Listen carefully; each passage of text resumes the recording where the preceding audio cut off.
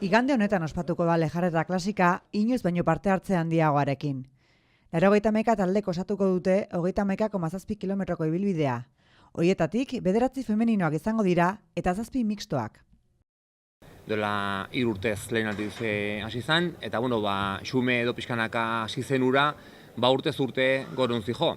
155 partaide izan baldin mazieran badola lehen edizioan, dola 3 urte, orain honetan ia 500 itxi gara, 260 izango ditugu, 93 talde, eta horretatik 9 bat baita emakumezkoak izango direlarik.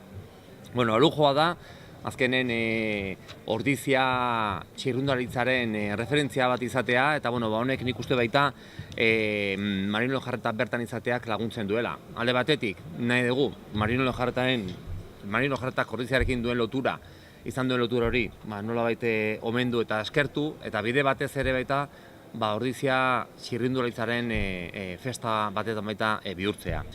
Bezperan, larun batean, dorsalak edo jasoteko aukera izaten den bitartean, ondoren jarraian, urtero egiten dugun solasaldia baita bertan izango dugu.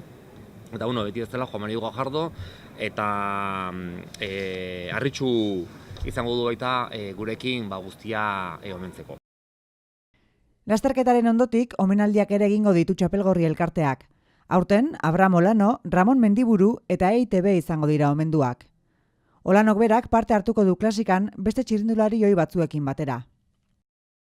Entre profesionales podemos contar con Marino Lejarreta, Abraham Olano, Raimund Dietzen, que tiene 24 victorias, Pavel Tonkov, 35 victorias y fue vencedor del Giro de Italia del año 66, Juan Magarate, Arsenio González, David Echeverría, Joaquín Mújica, Mosquera, Raiseca, Osa, un largo etcétera, hasta 74 neoprofesionales.